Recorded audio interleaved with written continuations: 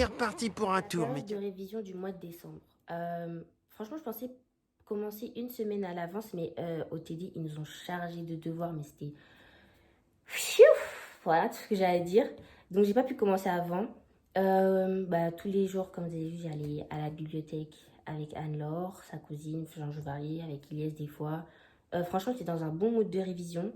Sauf un peu la matière histoire que j'appréhendais un peu parce que je l'ai pas passé en entraînement. Donc en gros, c'était premier essai, sachant que en TD, pas j'y arrivais pas, mais bah oui, j'y arrivais pas. Parce que je révisais pas, ça m'intéressait pas. Et bref. J'ai révisé, je m'étais fixé un temps, je me suis dit, bon, telle matière, je la fais en 4 jours. Aujourd'hui, je commence ça, ça, ça, ça, ça. Mais après, avec les fêtes du réveillon, j'ai accumulé 3 4 jours de retard, mais que j'ai quand même assez bien rattrapé. Et en fait, c'est assez bizarre de réviser pour les partiels parce que tu sais que c'est là, tu sais que là, c'est l'étape. Tu peux pas dire, ouais, bon, comme au lycée, comme je faisais, je dis, bon, je vais réviser 1 heure avant, je vais relire juste mon cours, ça va passer. Non, non, non. Là, tu dois approfondir. Et en fait, j'avais l'impression qu'on me gavait. J'avais trop de notions à un moment donné, j'avais mal à la tête, c'était... Mais quand c'est comme ça, prenez des pauses. Moi, je faisais que ça, presque. Alors, au début, je prenais pas beaucoup de pauses. Je disais, allez, allez, on y va, on y va, on y va. Mais à un moment donné, le cerveau, il dit...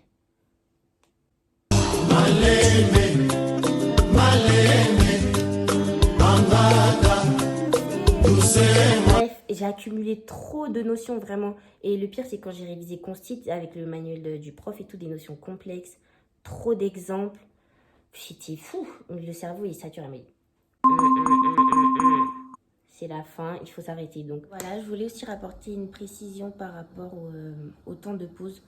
Comme quoi, c'est vraiment important parce que je me souviens, il y a des nuits où, normalement, comme je révisais toute la journée, en bout de peut-être des 7, 6, 8 heures par jour. Et bah, du coup, quand je rentrais chez moi, c'était chill, je faisais ce que je voulais, j'avais plus à relire mes courses que.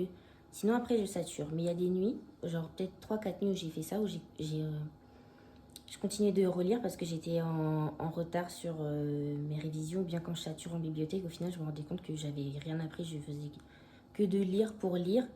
Et en fait, c'est vraiment pas bénéfique. Quand il faut faire une pause, il faut vraiment apprendre à stopper. Parce que j'ai perdu des nuits où je me suis couchée à 2 heures du matin. Je me levais le matin, j'avais même pas éteint la lumière de ma chambre, ni mon ordi. J'avais des fiches éparpillées, genre en mode j'étais arrivée comme ça. Quand on me voulait, genre j'étais restée à ma place et tout.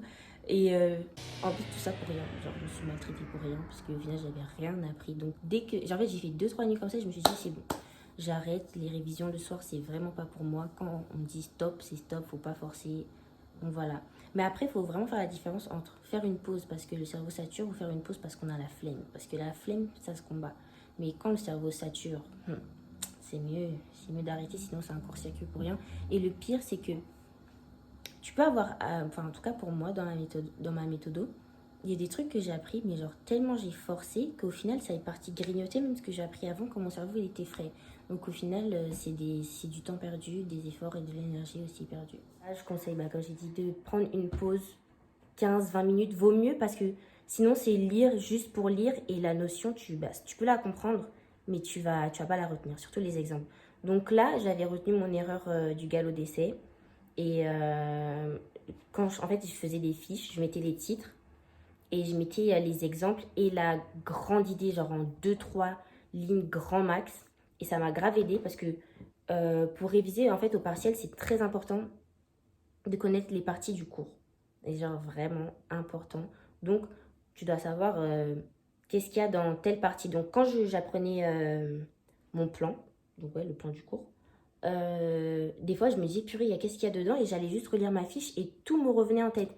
Et donc, l'idée aussi, c'est pas vraiment d'apprendre par cœur. Bon, les exemples et quelques articles, c'est apprendre par cœur, mais vraiment de comprendre la notion. Donc, ça, c'est un constit. Pour moi, cette matière, c'est un peu comme de la philosophie, mais de la philosophie avec le politique, la notion, la théorie, tout ça, c'est vraiment des trucs que j'aime. J'aime beaucoup tout ce qui apporte à réflexion. Philo, c'était ma meilleure matière au lycée. Bref. Donc, ça m'a grave aidé de comprendre aussi quand le prof il expliquait une notion de critiquer derrière. Et je vais vous expliquer comment ça s'est passé au partiel. IGD, alors cette matière, j'étais comme d'habitude. Elle me dépasse cette matière, je sais pas qu'est-ce que je fais avec. Parce que c'est des fiches d'arrêt, donc en gros, il faut comprendre. Enfin, il n'y a pas vraiment d'article là. Enfin, si, pour la partie développement, analyse critique, et on n'a pas d'exemple. On n'avait pas d'exemple dans cette matière, donc moi, j'aime vraiment avoir un exemple pour savoir qu'est-ce qu'on attend de moi, et après, je fais. Mais ça, j'ai vraiment une méthode scolaire que je dois bannir. Je dois apprendre à faire la méthode. Et après, bah, faire toute seule, comme une grande. Donc voilà. Donc IGD, j'ai révisé en quoi? En un week-end et un jour. Donc, j'ai envie de pleurer. Regardez quand il y a du monde. Il y a grave du monde. Attendez, on ne peut pas faire caméra arrière. Voilà, là-bas aussi. Ah mais ouais, super. On sent le stress dans l'atmosphère. C'est incroyable. Donc, jour des partiels. Ah, j'avais oublié de préciser que la matière IJ, introduction juridictionnelle, donc c'est-à-dire que ça explique tout ce qui se passe, la procédure pénale, genre tout ce qui est tribunal, comment ça se passe, le règlement de litige et tout. J'ai zappé ça parce que ce prof, il nous a fait tellement un coup, il venait jamais. Donc bref, j'arrive, on commence par histoire. J'avais bien révisé mes dates, j'avais fait une bonne frise chronologique et tout. Juste la méthode, j'avais pas compris. Donc j'arrive devant la feuille, je vois le thème, c'est l'exemple que la prof elle nous a donné. L'auteur, on a eu un exemple et c'était le même auteur. Je me suis dit, purée, pourquoi j'ai pas appris ça par cœur? J'aurais eu une vraie note. Je peux pas dire j'aurais eu 20 parce que là-bas, ils n'aiment pas donner 20, dirait aux gens. Bref. Et là, je dis, c'est une blague.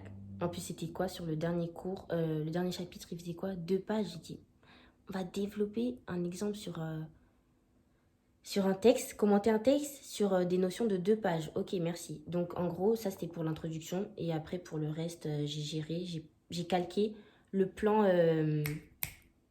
de Constit, donc qui parle de la souveraineté. Donc ça, vraiment, c'est une matière que je pense que j'ai d'être juste pour comment on appelle ça? L'intro, j'ai fait une intro qui parlait de la souveraineté. J'ai pas parlé de la République parce que le texte a cité une fois la République, donc il fallait le mettre en contexte. Mais bon, c'est pas grave, je l'ai pas fait. Donc ça, vraiment, j'ai réussi. Après, on passe à IGD. Oh là là, cette matière, vraiment, on arrive. Donc, c'est soit commentaire sur la jurisprudence, une notion hyper complexe. Enfin, pas hyper... Enfin, si, parce qu'il faut critiquer. En fait, c'est vraiment subjectif. Parce que soit tu dis la jurisprudence, c'est une vraie source de droit, soit tu dis non, les conséquences et tout. Bref, je vous invite à aller regarder ce que c'est la jurisprudence. Et soit commentaire... Enfin, une fiche d'arrêt. L'arrêt, vous savez, faisait combien de pages? 3 pages. 3 pages. Donc, je m'étais entraînée à lire des fiches d'arrêt pour comprendre rapidement. J'avais compris hyper rapidement le truc. Je vois notion. Notion de souveraineté, primauté du droit, conflit de loi dans le temps. Conflit de loi. Bref, elle avait tout mis. Ah, la coutume aussi. Elle a mis la coutume, la jurisprudence, conflit de loi dans le temps. Ça fait beaucoup là, non? Oh là là. Plus je lisais, plus j'étais en mode. Ok. Intéressant. Ouais. Non, on arrive. Après, elle a grave été vache, je trouve, à mettre toutes les notions. Mais franchement, dans le déroulé de la méthode, elle nous a grave aidé. Et moi, j'avais commencé à tout rédiger au brouillon. Genre, j'ai rédigé au brouillon. J'arrive, ils me disent, il vous reste 1 heure. J'étais comme ça. J'étais dépitée. Je me suis dit, purée, j'ai tout écrit sur le brouillon. J'aurais dû commencer à écrire sur la feuille. Donc, en gros, cette matière, j'avais grave peur. Parce que j'ai pas répondu à toutes les questions. Vraiment, j'ai écrit à la va-vite à la fin. Vraiment, ça a débité.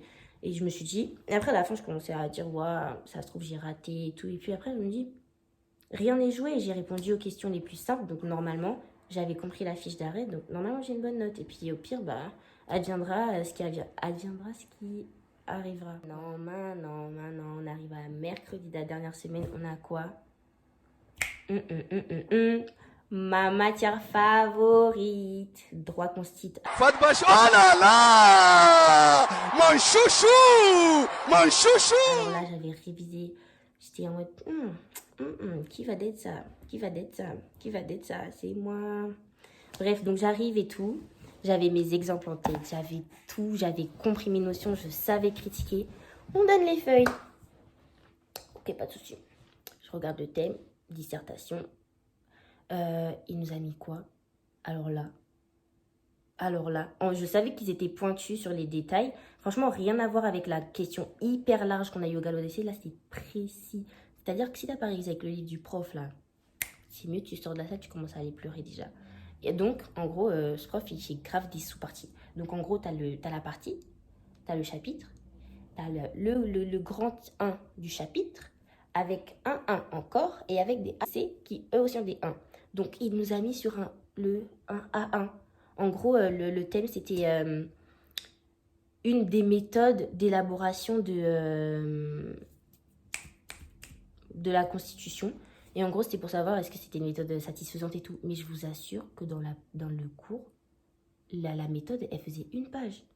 Et donc, en fait, il fallait relier aux notions de démocratie. Et heureusement que je maîtrisais et heureusement que j'avais compris cette méthode d'élaboration de la Constitution. Parce qu'en plus, elle ne se trouvait pas dans le chapitre démocratie, donc c'était pas comparé. C'est vraiment, est-ce que tu as compris le principe? Est-ce que tu as compris le principe de l'élaboration? Maintenant, critique, est-ce que c'est ça?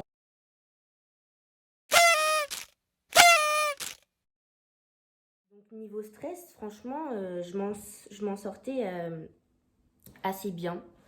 Je trouve, c'était pas comme la dernière fois où vraiment j'ai paniqué. J'ai eu juste un blocage, non, les 3 jours avant les partiels, infernal pour moi.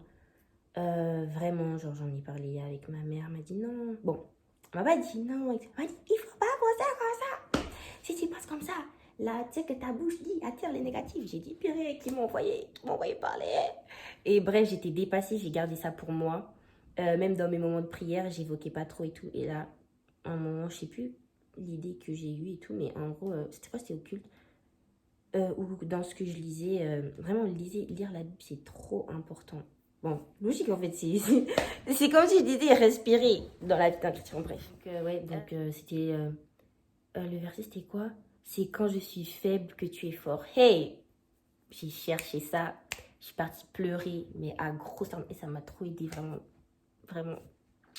Parce que en fait, quand j'étais grave stressée, pour moi le pleurer, je pleure pas beaucoup, mais en mode pleurer, ça aide grave à évacuer. Genre, tu pleures et après, qu'est-ce qui va se passer? Cabré mort. Est-ce que, genre, tu vois, tu arrives aux larmes. Qu'est-ce qu'il y a après les larmes? Plus rien, c'est fini. Donc, par exemple, pour le galop d'essai, je voulais pleurer, mais j'arrivais pas. Là, vraiment, je suis partie prise. J'ai dit, c'est bon.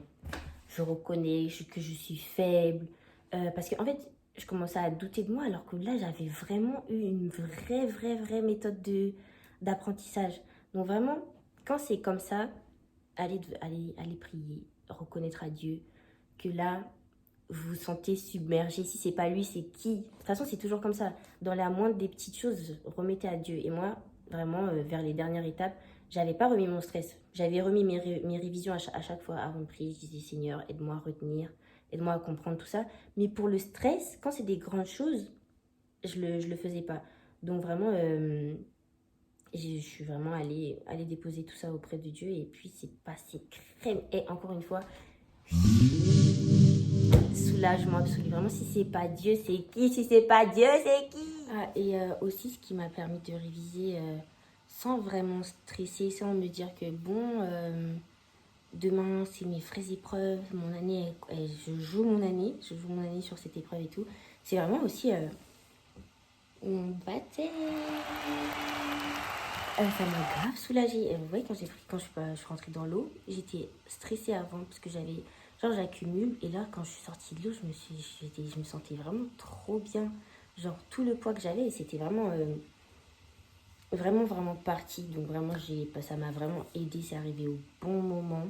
Surtout que je m'y attendais pas à passer mon baptême. Là, on m'a appelé 2 semaines à l'avance. On m'a dit, ah, vous avez le baptême? J'ai dit, ah ouais, et tout, trop bien. Et donc, bref, c'est vraiment tombé pile au bon moment. Ça m'a permis de passer des révisions assez sereines. Sachant que du coup, je reviens sur ce que j'avais dit avant, que j'allais revenir. par rapport à ma pensée du galop d'essai. Donc je me dis, j'ai raté mes galops en mode ouais, c'est les premiers, là j'arrive même pas alors que j'avais pas toute notion. Donc c'est ce que je me disais au début. Et ça a joué un peu à un moment quand je commence à douter. Je me disais, purée, j'ai pas assuré mes arrières. Parce qu'en gros, si tu as par exemple 9 au partiel, ils prennent ta note de contrôle continu et ils font une moyenne des deux. Et du coup, ça veut dire que tu peux arriver à 10 si tu avais une bonne moyenne de contrôle continu, tout ça. Donc je me suis dit, purée, j'ai pas assuré mes arrières. Et après, je me suis dit, mais en vrai, ça compte pas. Enfin, genre, c'est raté, c'est raté. Et au final, t'as appris quelque chose, donc c'est bon, on passe à autre chose. Ça sert à rien de se morfondre sur ce qui s'est passé avant. Donc après, je me ressassais ça et tout, en mode, ouais, c'est fini, c'est du passé, move on. Et en fait, le truc, je me disais après, tu donnes tout au partiel. Faut que t'as appris tes erreurs avant, donc on y va, let's go. Et c'est ce que j'ai fait après, donc ça c'est vraiment bien passé. Et j'attends les résultats. Là, je sais que ce sera pas comme la dernière fois parce que aussi la leçon, humilité. Vraiment, ça m'a rendu bien humble. En fait, pas que je faisais la meuf arrogante par rapport à mes notes, genre grave pas. Je pense pas que ça me soit déjà arrivé de faire l'arrogante par rapport à mes notes, mais en mode j'étais grave confiante. Bon, en fait, pas qu'il faut pas être confiante. Voilà, je me mets bien parler. Pas qu'il faut pas être confiante, mais en mode à chaque métier, tu dis ouais, bon, c'est bon, ça va bien se passer. Parce que là, comment je faisais la meuf en mode ouais, non, et tout, alors que j'avais jamais une vraie épreuve. Donc là, j'ai confiance en ce. Là, en fait, là maintenant, ce qu'il faut faire, c'est apprendre à laisser Dieu agir. Pas dire ouais, comment je vais faire, je stresse, comment régler mon stress et tout. Genre vraiment la phrase moins de moi, plus de Christ et tout. Donc vraiment, c'est grave facile à dire. Hein. Moi, tu crois qu'avec une prière, ça va être réglé. Mon pote. Il y a ta part à faire. Bon. Donc ça, c'est vraiment ce que j'ai compris aussi. Donc on va commencer à mettre en application pour le restant de la vie, voilà. Et voilà, ça m'a vraiment rendu humble à ce niveau. Je sais que je dois encore apprendre aussi à reconnaître que je peux pas faire les choses toute seule. Quand j'ai du mal, il faut que j'appelle à l'aide à Dieu et puis voilà quoi. Ah, et aussi par rapport à la pensée du laisser faire, genre moins de moi, plus de Christ et tout. Du coup, je l'ai appris à mes dépens. Et je pense que ce genre de leçon, en tout cas pour moi, c'était un truc que même si j'aurais lu quelque part, je pense pas que j'aurais compris comme j'ai compris maintenant. J'aurais fallu vraiment le vivre pour comprendre dans ce genre de truc. Parce que c'est pas tous les trucs aussi qu'il faut tester pour comprendre. Voilà, mollo. Et j'allais dire quoi. Donc ça a vraiment été une bonne leçon pour moi. Et là, en plus, c'est vraiment une confirmation parce que, genre, ce matin, je lisais un plan que je fais avec une personne ici. Et, pardon, le témoignage, genre, il y avait des relevés de témoignages et tout. Et c'était pas la même chose, mais en gros, dans l'histoire, le fond, c'était la même chose en mode, c'était une personne stressée. Et elle priait aussi, elle faisait des méditations, elle cherchait des versets, elle confessait, tout ça. Genre, elle avait même fait plus que moi. Et en fait, le truc qui bloquait, c'était vraiment le laisser aller. Il fallait qu'elle arrête de chercher à contrôler la situation et genre vraiment se laisser vivre. Et voilà. Donc vraiment, quand vous voyez que c'est comme ça, que c'est trop serré, c'est normal. On ne peut pas tout gérer. Dieu aussi, il a sa place dans nos affaires. Donc faut le laisser agir. Carte blanche. Et puis voilà, on ne cherche pas par où il va arriver, mais on attend juste le résultat et on fait le minimum qu'on a à faire et puis voilà. C'est la fin de notre récap du mois de novembre jusqu'au mois, là carrément de fin janvier. Je sais que j'ai vraiment pris du temps à faire tout ça. Vraiment, je suis désolée parce que vraiment, j'étais prise. Et puis au début, j'étais prise par le temps, j'étais prise par le stress. Et à un moment donné, je me suis dit, vas-y, ça sert plus à rien. Le temps est passé et tout. Mais il y a une personne ici qui m'a poussée. Force à toi, merci. Et donc vraiment, baissez pas les bras. Là, je voulais vraiment axer la vidéo sur le thème du stress parce que c'est super important. Je pense que dans tous les domaines, on peut affronter le stress. Je voulais partager mon expérience, que ce soit les backgrounds ou ce qui se voit et tout. Et donc vraiment, moi, ma phrase là maintenant, ça va être quoi? Un parcours de réussite et semé d'embûches. En gros, c'est-à-dire que la route, elle va pas être lisse. Moi, j'étais trop dans un mode perfectionniste, en mode ouais, moi je suis chrétienne, je suis la tête dans la queue, des trucs comme ça et tout. En fait, c'est vrai. Mais des fois, il y a des leçons et tout par lesquelles on va passer. Donc vraiment, je pense que ça m'a vraiment aidé. Il valait mieux que j'ai mes mauvaises notes au galop et que ça me rende humble, que ça me donne une bonne méthode de travail plutôt que ce que j'avais fait en bâclant, avoir une bonne note, mais en fait, genre vraiment sans réel mérite, tu vois. Et ça m'a aussi rapproché de Dieu et puis permettre de voir mes failles, nanana et tout, genre me tenir dans la brèche, comme on dit dans le jargon. Donc voilà, c'est la fin de la vidéo, j'ai déjà dit. Et on se retrouve pour une prochaine vidéo. Dites-moi en commentaire ce que vous avez aimé, les améliorations. Est-ce que cette vidéo vous a apporté quelque chose? Et voilà, bisous à tous. God bless.